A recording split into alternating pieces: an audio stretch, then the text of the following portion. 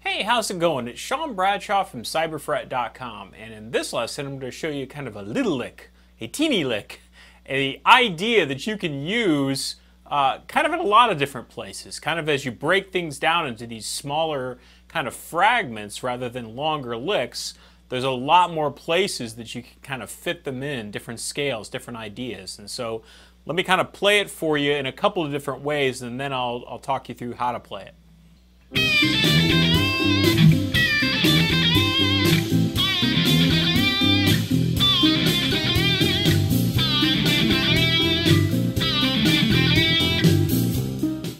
Alright, so I was kind of playing that, the basic idea in three different places, so let me kind of talk you through that now. So the first kind of lick idea here, I was at my 10th fret on the first string, and what I did was I pre-bent that up a half step, so it's so the note sounds like the 11th fret on the first string. So I already have it bent up before I even pick. So then I pick it in the air and let it back down. And kind of my basic hand position and fingers here, for doing bends, I'm using my second finger to kind of help support my third finger when doing a bend. And I also keep my thumb up here for leverage. And my first finger's job is noise control a little bit. I'm kind of touching that second string, because if I just did that where my first finger wasn't touching, you'd hear that extra second string kind of ringing through that we don't want. So the idea though is I'm letting back down, and at some point I'm going to get my second finger out of the way, get my first finger onto the 8th fret of the first string, and do a pull off. And so this idea of reverse bend pull off is a big one in kind of rock blues playing. So kind of get used to that kind of hand position motion of reverse bend and pull off. So I'm pulling off to that 8th fret on the first string, coming back to the 10th fret on the first string, 10th fret on the second string, 8th fret on the first string, and then I'm going up to the 11th fret on the second string and bending that up a whole step, so it sounds like that 13th fret on the second string.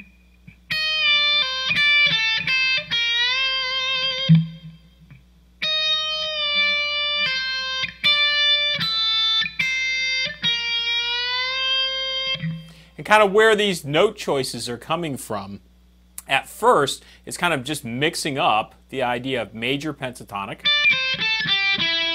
and minor pentatonic. All right, and so when I'm doing the half step bend up on this first string, I'm bending up to a note that's in minor pentatonic, reverse bending back to a note that's in major pentatonic. That note's in both of them because it's the root, that's C. And so if you want to play this lick in another key, you have to use that as your centering point. All right, so this is in C.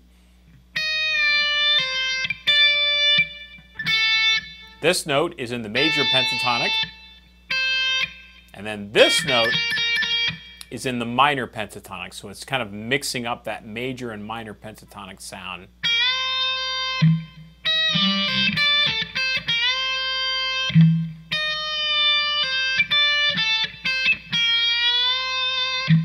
Now, the second place I kind of played this idea, exact same hand motion. I kind of ended a little differently, but I did this.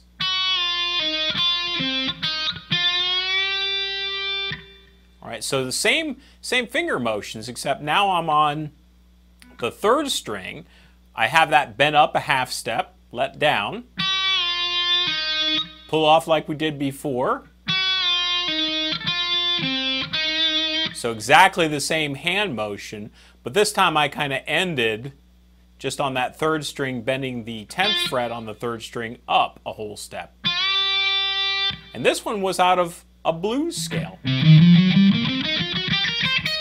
All right, so when I was doing this half step bend up to begin with, that's the note in the blues scale. And so all of this is out of the blues scale.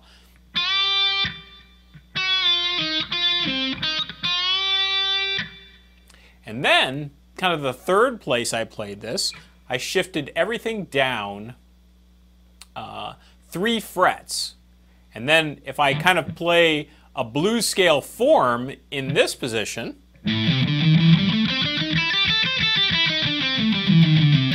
it's not actually a blues scale if I'm playing this over a C7 chord, which is what the jam track is. It's kind of a combination of a C major pentatonic, and then this kind of note that was the blue note before is actually a minor third, a flat 3, so kind of a minor pentatonic scale sound.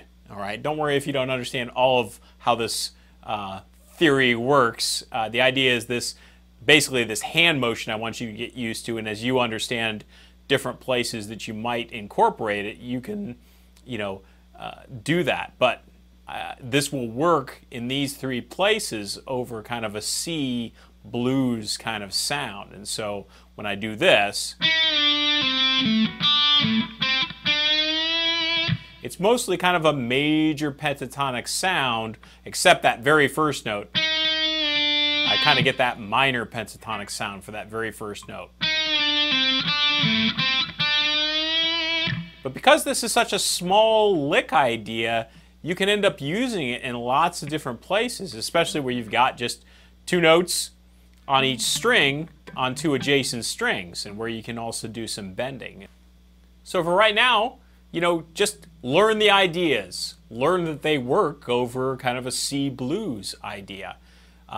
Take and move them around, all right? Because that's a key thing, is being able to piece these together and use them in some different keys. And so in the notation, you see where the core note is, the C note is, that you want to use as your reference to move it around. So, in the very first lick, C was right there on the 10th fret, excuse me, the 8th fret of the first string. So if I wanted to play this lick in A, I just had to move it down 3 frets. And there is A. That's the note that you want to use as your centering point. For the second idea, there is the C, that note that's on the 10th fret of the 4th string. And so that's what you want to use as your reference. So if you wanted to play it in A, you'd have to move down here, because this note on the 7th fret of the 4th string is A.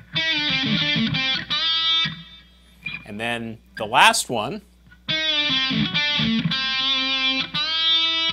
all right, is really exactly like the one I just played, except for the way we were using it before. This was our reference note. The C is the 5th fret on the 3rd string. So if I wanted to play this as kind of that A major pentatonic sound, I need to make sure that note is an A. All right, so have fun kind of playing along with the backing track that I have here. And, that's the key, is kind of play these 3 ideas with that track and then kind of move them around, make them your own. Have a good one. If you want to learn some other cool ideas like this that you can chain together to create your own lead guitar licks, check out my Guitar Lick Factory course. Guitar Lick Factory is a system for creating rock and blues guitar licks without having to memorize long and hard to remember phrases.